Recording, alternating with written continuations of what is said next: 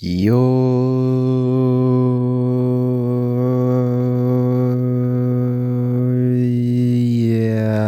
yaa akkam jirtan hojjettoota keenya har'a fiiziksii kutaa koronaffaa unit 1 waa'ee veektarii jechuudha kan tokkoon tokko laalluudha waa'ee halqabeeti veektar quantity unit 1 waa'ee kanaatti odeessa barattoota let us move on itti fufnume introduction seensa waa'ee veektar quantity dha seensa waa'ee halqabeedha in science keessatti particularly in physics addatti garuu physics keessatti addatti physics keessatti you try to make measurement as precise as possible. You try to make measurement ati wanni ati yaaltu jechuudha wanta ka safaruudhaaf ejjennoo safaruu fudhachuu dandeessa jedha. As precise as possible hanga dandeemta kadha jechuudha. As precise possible. As precise as possible.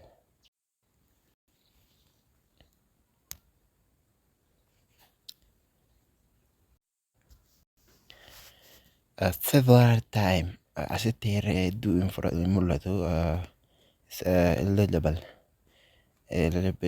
unclear guys xiqqoo hin mul'atu na fakkaata I guess asirratti SE dha huni VE dha malee hun RAL several times yeroo hedduu yooma isii kana meeqatti gargoon illee hin mul'atu isa unclear illegible has a clue garuu hanga tokko waan isii ifa godhu ni qaba jechuudha ifa insaan nu weessite jechuudha akkasii fakkaatti mi'aasittuu dhahamee jira I guess this is several time yeroo hedduu jechuudha.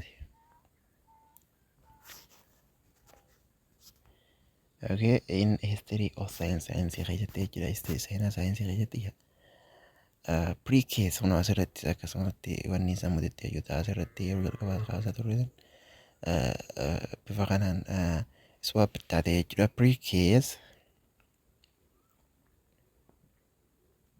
pre-case measurement have lead to new discoveries or important development here. Any numbers or sets of a number used for a quantitative description of physical phenomena is called physical quantity. Maal jedhee any number wanni lakkoofsa fedhe jechuudha yookaan cixin lakkoofsa tokko lakkoofsa fedhe jechuudha used for quantitative description physics keessatti hanga tokko hanga wayii tokko ibsuudhaaf gargaara jedha. Fenomena waan akkana jedhamu kanaan maal jennaan jee physical quantity jennaan jee physical quantity jennaan jee physical quantities can general be divided in two groups. Waa'ee physical quantity dha kutaa sagal keessa jechuudha boqonnaa lama keessa jira kana achitti ilaaluu dandeessan jechuudha kaalkulamii hariyaa kana keessa boqonnaa lamarra jira fiiziksii jechuudha ilaaluu dandeessan what is physical quantity kaje kunis measurement safartuu weeyitii jechuudha safartuu heddumminaa quantity dha kan inni kana jechuudha physical quantity kuma inni akkuma physical quantity yoo kana badiisaa jechuudha kan quantity gootu jechuudha kan measure gootu jechuudha kan lakkooftu jechuudha. Okay. Physical quantity can generalize divided into two groups. Physical quantity kunja bakka lama qoodama groupii lamatti jechuudha garee lamatti innis scalar inda vector ya qal'abee fi qalqabee jechuudha. Scalars have only magnitude.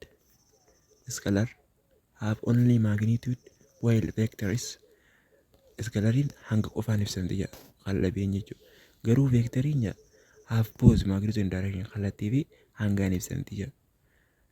kana jechuun isin yaari'ame barattoota kutaa gadiittis sirriitti barattanii jirtan abdii akka barattanii jirtan abdiin qaba. It's not familiar with you, is it? Akkasimi the concept of vector and scalar helps us in understanding physics of different natural phenomena. Yaanni vectorii qal'abee fi qalqabeedha kun wanni nu gargaaruuf fiiziksii jechuudha hubachuudhaaf. Garaagarummaa jechuudha natural phenomena keessatti. You will learn about these topics in this unit. Unit kana keessatti waa'ee kanaatti baratanii jira kun seensaaf kakaa'ame jechuudha. As introduction jechuudha tokkoon tokkoon kan laalutaa jechuudha. Okay, objectivity qayyadnoon dhufna gaa yookaan content yookaan unit outcomes or unit outcomes.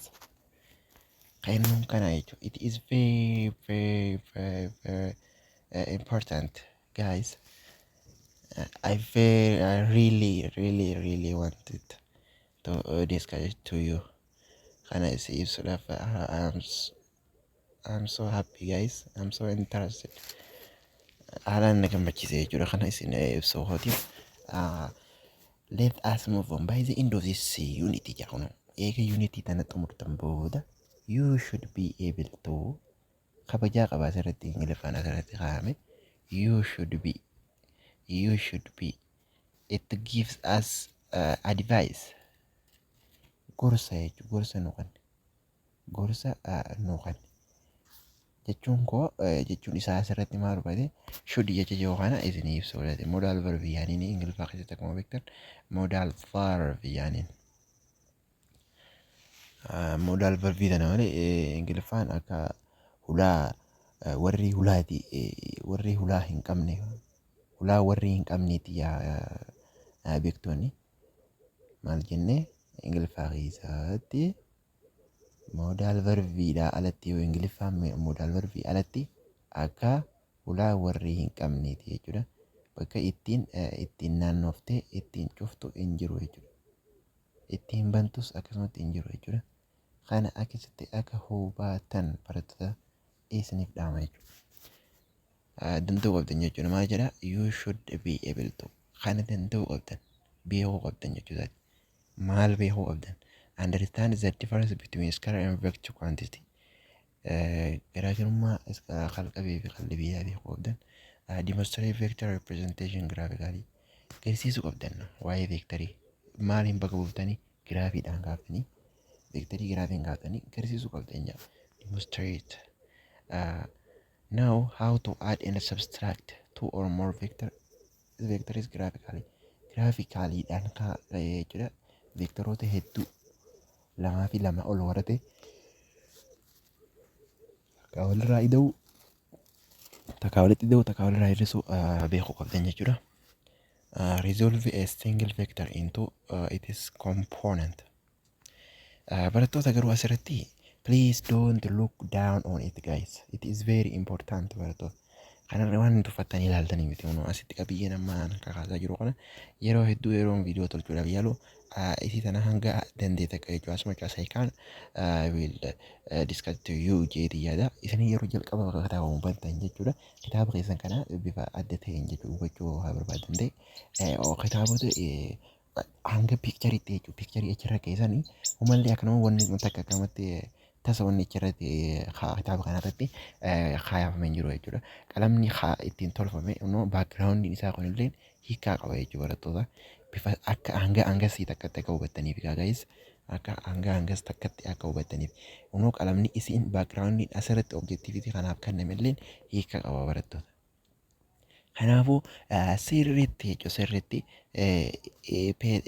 yaada qaamaaf qalbiidhaan hubattanii ilaaltanii baruu qabdan barattoota. Maaliif jennaan asirratti wanni akkanumatti tasa wanni qayyata kan jiru wanni asirratti tasa barreeffamees hin jiru guys.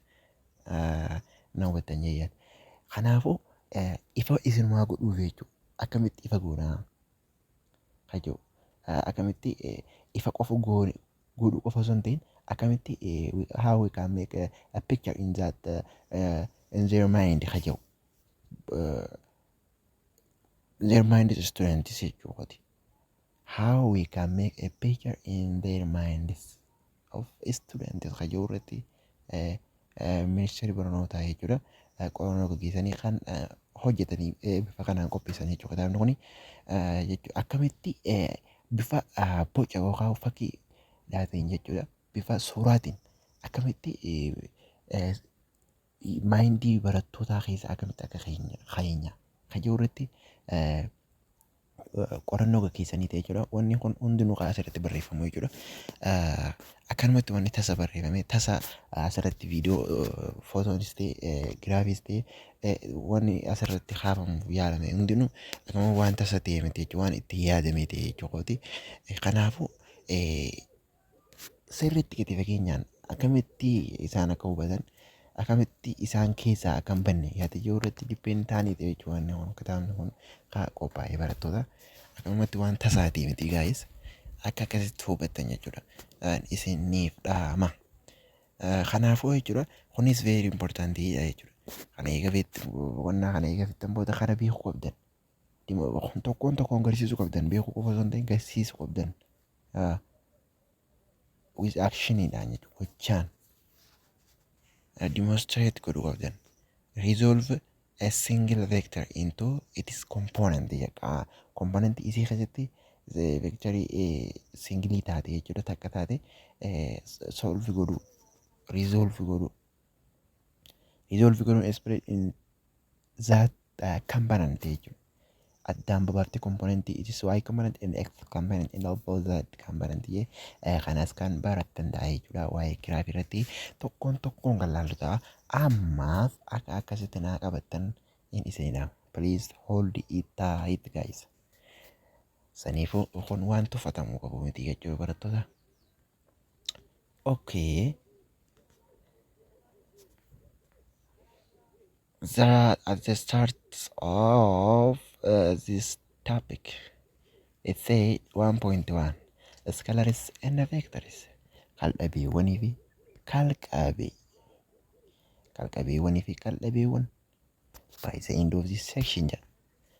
Amma as kana maaf irra deebitanii jettanii natti mufachuu dabaltan barattoota. Ani irra hin deebine asirratti waan biraa jedha barattoota laala. By the end of this unity kanaati. Unity waaniiti jechuusaati. As keessaas qabiyyeen nuti amma laaluu deemsan keessaas isa kanaas ni hammata. Maaliif jennaan unitiidha kan unity waan ta'eef. Kun kan sekshinii kana qofaa barattoota. Sekshin hoggaa jennu muraa isa tokkichaa kana qofa jechuudha. Kan 1.1 qofa kan keessatti hammatu ta'a jechuudha. Objectivitiin yookaan unit section outcomes kennuun jechuudha. Muraa sectionii 1.1 kana keessaa kan dhufe jechuudha. You should be able to. I'm so amazing guys. I'm sure of maaliif jechuu dandeessan ingiliffa asirratti fayyadame kanaatu is touching me guys. Haalaan gammachiise maaliif jennaan it is just inform us and recommend us as a advice. Akka korsatti jechuudha. I'm so happy guys. You will be able to jechuudha danda'a garuu asatti it is very important. It is a modal verb should is very important to me. Okay, akka akkasina hubattaniin barattoota isiniif dhaama jechuudha. It is very important point guys. Ijoodha saniifin irra deddeebi'ee isiniif kaasuuf yaalaa jira. Define akka maaliif deebi'ee kaasuudhaaf isin yaala. Inni waan irra deebi'ee kaasuuf yaalaa jiru akka isin irra dipeendii taataniif akka isarratti hunduu bitaniif jeeti.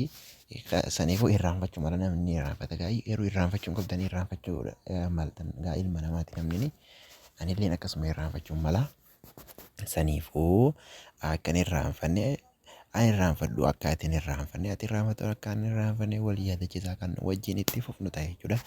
Okay, sectionii tana keessatti sectionii 1.1 scalaris vectors kan jedhu kana keessatti you should be able to kana beekuu qabdan barattoota maal jedha define scalar and quantity vector quantity fi scalar quantity beekuu qabdan qal'abee fi qalqabee jechuun describe difference between vector and scalar quantity list from scalar and vector quantity lejaa kunis describe between vector fi difference isaanii jechuudha garaagarummaa halqabii fi hal'abii beekuu qabdan addaan baastanii ibsuu qabdan akkasumatti illee fakkeenyota halqabeetii fi hal'abeetis hanga tokko tarreessuu qabdan jaalatamu keessanii. Okay. Okay. Taasii tana maaliif jaambi kubbarra goote jechuu dandeessan barattoota. Kana kitaabni keessan maal jedheen brainstorming question yen. Brainstorming question, it is very important. I'm so happy guys. Brainstorming kayyoo kana Google godheetiin jira. Maal jedha Google gaafaan godhu. Brainstorming is a group of problem solving method maloota groupiidhaan jechuudha gareedhaan rakkoo furanii involving spontaneous fayyadamee jechuudha. Contribution of creative idea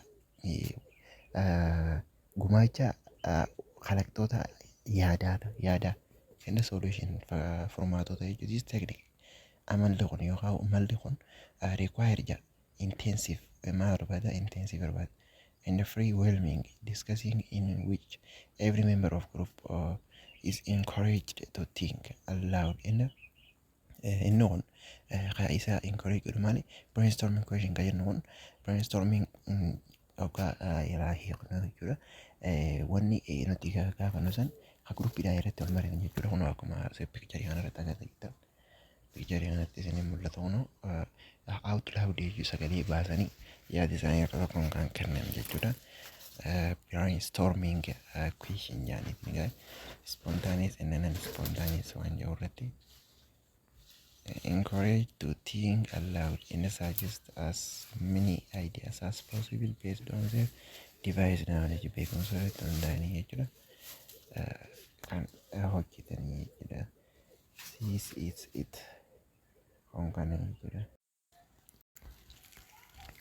As discussed in introduction, akkuma seensa keessatti ibsame jechuudha. Physical quantity can be classified into two categories. Physical quantity kun bakka lama qoodama jira. Physical quantity that fall in the first category are those that can be completely specified by a number together with appropriate unity of measurement wajjin walitti qabata qabu jechuudha. Category inni jalqabaa jechuudha. Specific number together with appropriate unity beekamaa ta'e tokko jechuudha. For instance, fakkeenyaaf it makes perfectly good sense to say that haalaan waan gaarii tolchaa jechuudha. Maal jechuuni? The length of object is 1.42 meter, or that the mass of object is 12.21 kilogram. Specific number appropriate together. You don't have to add anything to description of length or mass. Wanta kan ibsuudhaaf wanta kolla itti dabaluu hin qabdu jechuudha. Anything have add anything description of length fi dheerinaa fi ulfinaa yookaan hanga jechuudha. Ibsuudhaaf wanta itti wanti dabaluu hin jiru jechuudha. Akkuma fakkaatu jechuudha. Akkuma wal fakkaatu kana amma waa'ee leenjisiitii fi ulfina hoggaa haasofnu unitiin isaanii kanuma jechuudha. Waan biraa takka information biraa isa kana ibsuudha waan nuuf ari'ee takku hin jiru jechuudha. Kanaafuu kun amma iskalarii jechaan akkana iskalar kan dhabee warra jennuun kana jechuudha. Kan dhabee kallattii hin qabanii jechuudha. Warra kallattii dhabee jechuudha. Kan dhabee yookaan warra kallattii dhabee jechuudha. Akkasitti akka hubattaniin isiniif dhaama barattoota. Similarly, akkuma jennee akkuma wal fakkaatu the statement that the density of water is this 1000 kilogram per meter cube is a complete description of density of water. Density water ida jechuudha. Density water ida kuma takka kilogram per meter cube ida jechuudha. Kana jechuun density yookaan rooyi kan nuyi jechuudha. Density equal to yookaan rooyi equal to mass over volume ga you know it guys well kana ni beektanii It's not familiar with you. Is it familiar with you or not? It's familiar with you. I got akkana yaadatti kanani beektan jeen abdadha guys. Quantities that can be specified in this simple and straightforward way are called scalar quantity.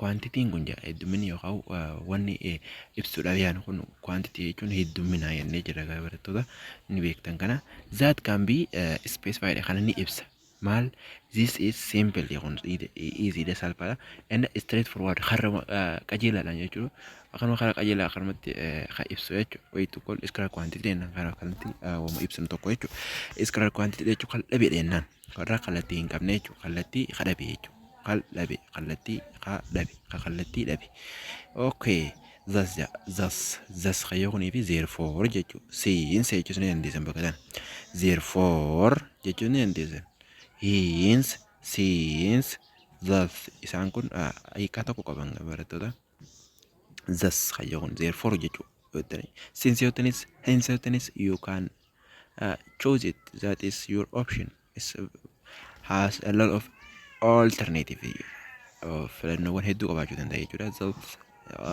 therefore scalar quantity are physical quantities that can be completely specified by a single number together with appropriate unit of measurement.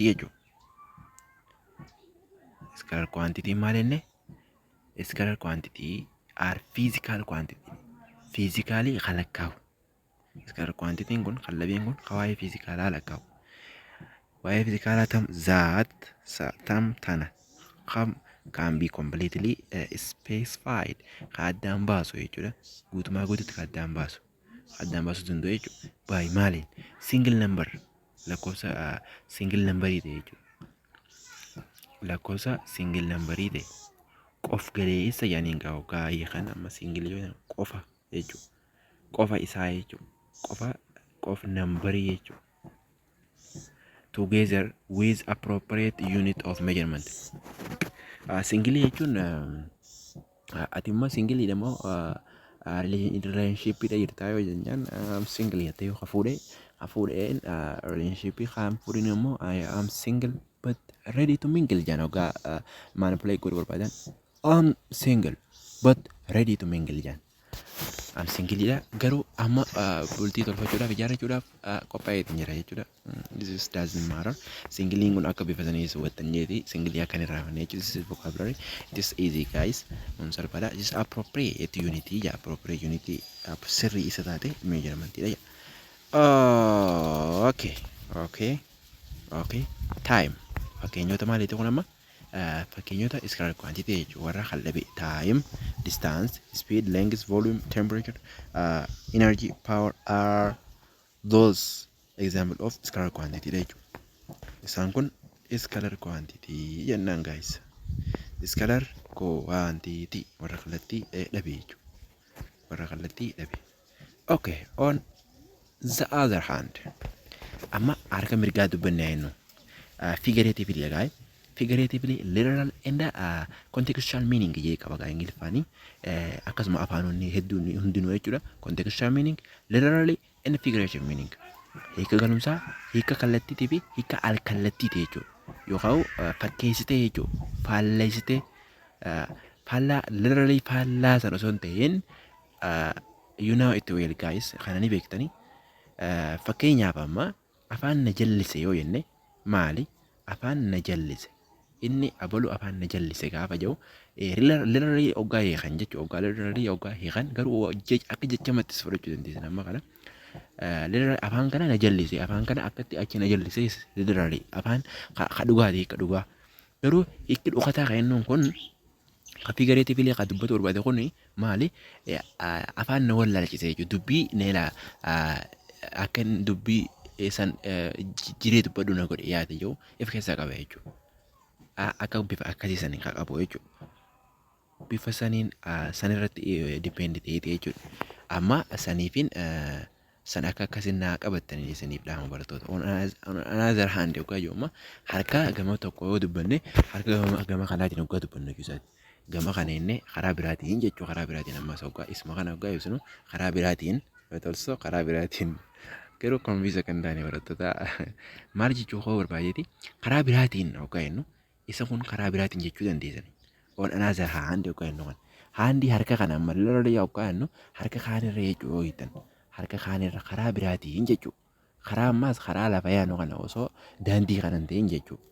Daandii dhugaalirra kana osoo hin ta'in waan dubbannaa dhufne kana osoo hin ta'in karaa waan dubbannaa dhufne san osoo adda ta'e jechuudha.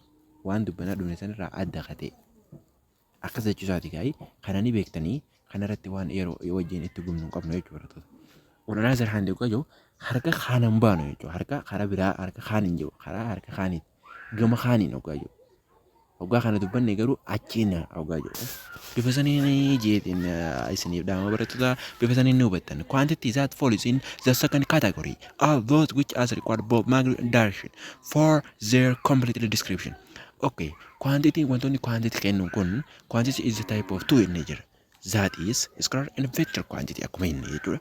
Okay, that the first one four categories of quantity is we call it and discussed it before. I already told it to you clearer according to my perspective. Akka yaada kiyyaatti isin ibsa jeeti yaada. That is clear to you. Isanis ifa jee kan yaadu. I call it and although your textbook is called it that is scalar quantity. Fourth category is quantity that falls with a specific number, not only specific and also single number. Specific adda kate yookaan single kate jechuudha. Single is in a Ati single demo in relationship. Are you in a relationship or single? No, I am single but ready to mingle. Jani oga manipulate oga funny da oga jeroni oga dubbatan jechuudha. It is easy guys. It doesn't matter.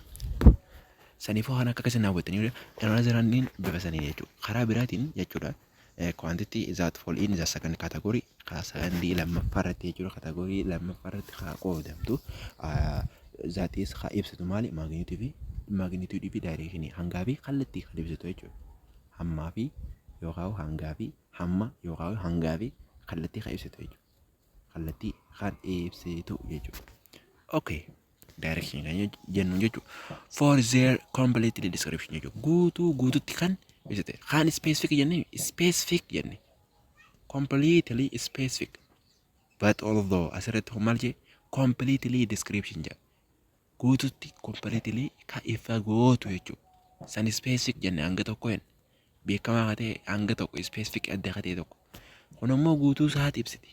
Okay, for example, a simple example. For simplicity is velocity. Velocity is vector quantity. Velocity maali? Vector quantity. Kallattii velocity kalaqabiidha jechuudha. Okay. The statement himni immaan tan jechuu yaanu kun saaqati jedha. Velocity jedha.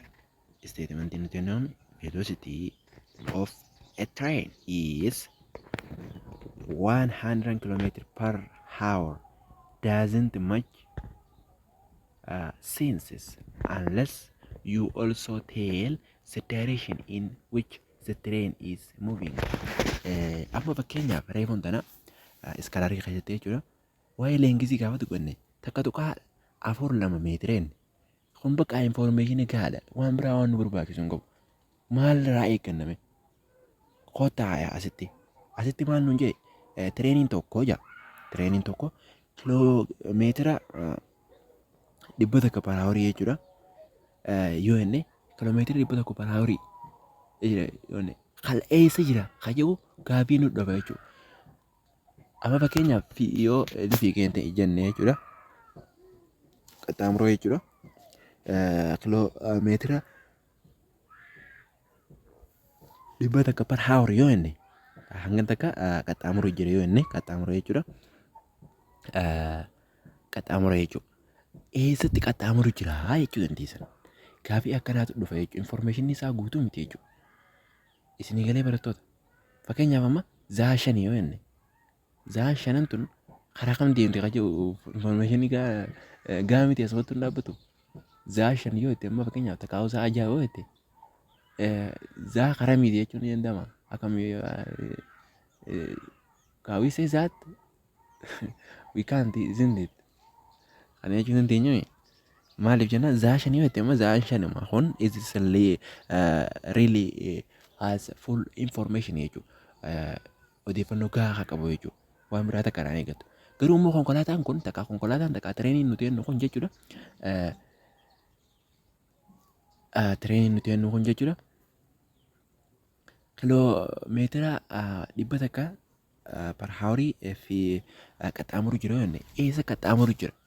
To the left, to the north, to the east, or to the west. Kajew kara kibbaati moo kara kaabaati moo kara dhihaati moo eessa? Kajew irratti gaafii biraa eeggataa jechuudha. Kanaafuu information isaa guutuu miti jechuudha. Odeeffannoo guutuu hin qabu jechuudha. Hanga kallattii tana itti idaanutti saniif kallattii itti idaane. Okay, it doesn't make much sense ja. Waa takka waan wanni ifa takka qabu miti jechuudha. It is hidden jechuudha. Haa dhokataadha jechuudha. Information guutuu miti jechuudha. Unless yoo maal goone malee yoo wanni itti goone malee yoo kallattii itti himne malee. Unless you also tell the direction in which train is moving. Eessatti inni akka deemu jiru hanga himtutti information guutuu miti jechuudha. Okay. Force is another such quantity jedha. Humniti illeen akkasumatti wanni biraa ta'a quantity qabdu jechuudha. You must specific not only magnitude of the force but also the direction in which the force is applied. Humni qofa dubbachuun ta'in humna qofa dubbachuu osoo hin ta'in eessarraa akka itti gaggeeffamu jirtu humniti san in which direction kajaa'u irratti addaan baastanii dubbachuu qaba jechuudha. Force qofa itti dubbatte information isaa guutuu miti jechuudha. Kallattii tamiin kajaa'u addaan baastanii itti himuu baannaan it is not fully jechuudha. Not completed jechuudha. Guutuu miti jechuudha. Such quantity are called vector. Wantoota quantity kana maal jennee yaamna? Vectorii jennee yaamna. Okay. Hafuura fudhannee jechuudha. Kun asitti tuqaantuun hafuura nu fudhachiiste. A vector quantity has both magnitude and direction. Okay, hafuura fudhannee asitti illee no tuqaa jira jechuudha. Displacement. Fakkeenyota isaaniiti kun amma fakkeenyota vectoriiti jechuudha. Displacement, acceleration, momentum, impulse, weight, and electric field strengths are other examples of vector quantity jechuudha. Fakkeenyota exampleota wanniiti jechuudha. Fakkeenyota vectoriiti jechuudha. Vector quantity warra qalqabee jechuudha. Warra qalqallattii wajjin warra kallattii qabu jechuudha. Qalqabee yookaan warra kallattii kan qabu. Kallattii kan qabu. Qal'abeenne yeroo kallattii kan hin qabne qal'abee jechuudha. Kallattii dhabee jechuudha. Kallattii dhabe. Qalqabee yookaan kallattii qabu jechuudha. Okay. Kana walubannee jiyyaata. Section summary. Sectionii kanarratti cuunfaa isaa jechuudha. Cuunfaa sectionii 1.1 dha. Maal jetti isin? Sectionii 1.1 dha. Maal jetti? This in physics you deal generally with two kinds of quantity, scalar and vector kayo. Sectionii kana kayyatti waa'ee kana guutumaa guututti jechuudha. Guutumaa guututti waa'ee gosa lamaa qo'atte jira. Innis gosti lameen san vectorii kallattii qabuu fi kallattii dhabee jechuudha. Kallattii qabuu fi kallattii dhabee qorattee jirta. Dubbistee yookaan qo'attee jirta. Okay, qo'annee jirra dhugaa baanta. Scalar are quantity that are specified only by their magnitude. Well,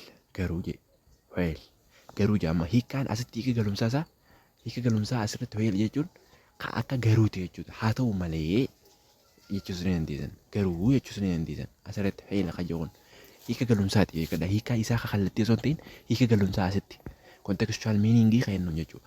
Haa ta'u malee vectoriin jechuusaati. Vectors are quantities that are specified by their magnitude and direction idija. Kallattii fi hammaan ibsamu vectoriin garuu scalariin kan hamma kallattii hin qabne jechuudha. Hamma qofaan ibsamu garuu haa ta'u malee vectoriin ammoo kan kallattii fi hammaan ibsamu jechuusaati. Okay, review question. Gaafii irra deebitee ilaaltu jechuudha. Explain how vector quantity differ from scalar quantity and give some example for each. Tokkoon tokko isaaniitiin hanga tokko fakkeenyota kannii fi garaagarummaan vectorii fi scalarii maali? Scalarii jechuun kan kallattii dhabee jechuudha. Kallattii kadhabee jechuudha. That is specified by only their magnitude. Kan hanga qofaan ibsamu jechuudha. Kan hanga qofaan ibsamu. Kan kallattii dhabee jechuudha guys. Kallattii qabu immoo the quantity of vector quantity is the quantity that is specified by their magnitude, both by their magnitude and direction. Kallattii fi hammaan kan ibsu we call it vector quantity. Fakkeenyonni vector quantity dha eenyu? Force, weight, and displacement, acceleration jettanii hedduu kaa'uu dandeessan. Fakkeenyota vector quantity kallattii qabu. Okay, fakkeenyota scalar quantity kennuun. Scalar quantity jechuun kan kallattii dhabee jechuudha. We call it the kallattii kan dhabee jechuudha. It missed their direction. It missed their direction. Kallattii it lost their direction jechuu dandeessan. It doesn't matter. Kan kallattii dhabee jechuudha. Karaa biraatiin hoggaa dubbattanii garuu it doesn't matter. Rakkoo waan hin qabuuf jechuudha. Time fa'a, temperature fa'a isaan kun akka weightiidha, akka lengthidha. Kan fakkeenyota scalar quantity jechuudha. Okay. Fakkeenya waan ishuma jedhame kaanya jira jechuudha. Okay, which of the following physical quantity are vectors and which are not? Kaas keessa kan yeroo kana keessa kamiituu vectoridha, kamiituu vectorii miti. Force is vector quantity. Temperature is not. Volume is not also. Velocity is vector quantity. Okay, age is not vector quantity. Weight is vector quantity. Walubannee barattoota. Walubannee weightiin maali? Vector quantity dha. Force no vector quantity. Temperature no not vector quantity. It is scalar. Kun kallattii dhabeedha jechuudha. Volume no. Volume is not vector quantity. It is scalar quantity. Kallattii dhabeenne. Volume kallattii dhabe. Okay.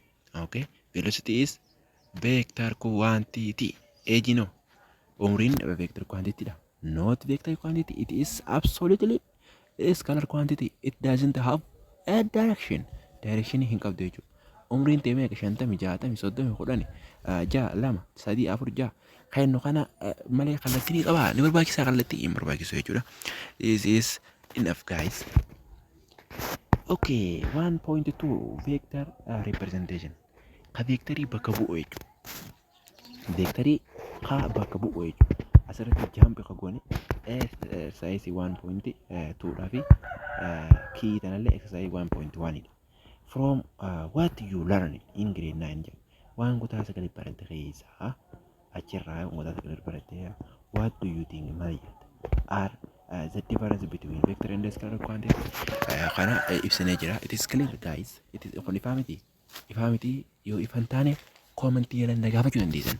Commentii jalan nagaafachuu dandeessan barattoota. Okay. Reefuu ibsu qabneenya. Define scalar quantity and vector quantity. Ibsinee yaa'u qabna jechuudha. Scalar quantity is specified by single number. Am I right? Sirriidhaan jedhee. Scalar quantity is specified by a single number. Or scalar quantity is specified by their what? Scalar quantity that the physical quantity described by the only their magnitude. No, but any barattoota magnitude qofaan kan ibsatu. Okay, let's jump on vector quantity. Vector quantity.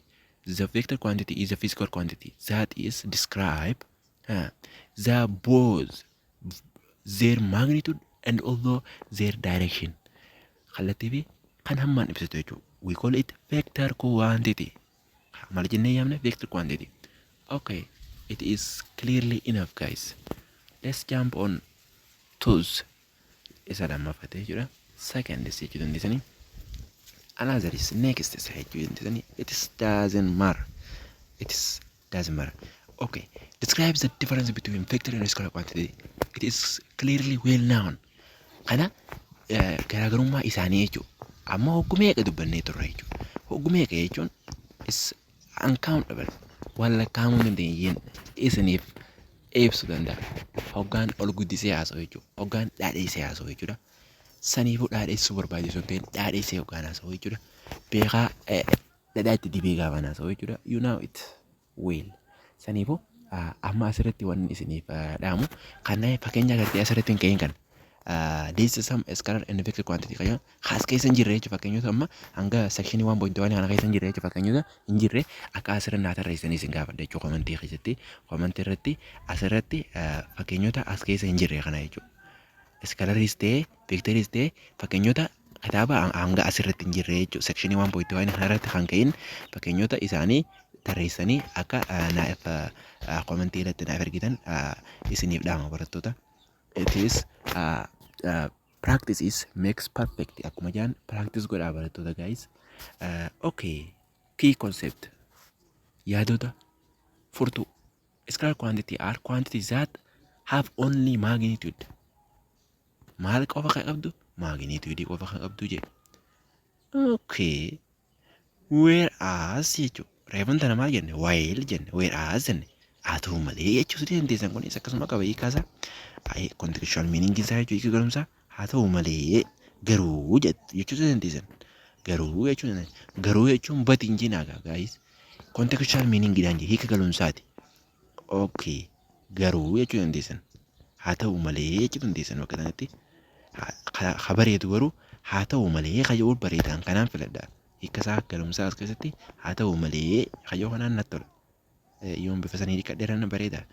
Okay, it is up to you. Vectors are quantities that have both direction and also magnitude. Vectorin ha direction fi ha hanga qabudha jechuudha.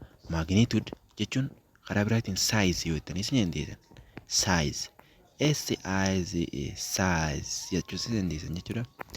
Okay, ha precisely list example of scalar and vector quantity other than as discussed in the textbook. Gavin is in Gava as around here.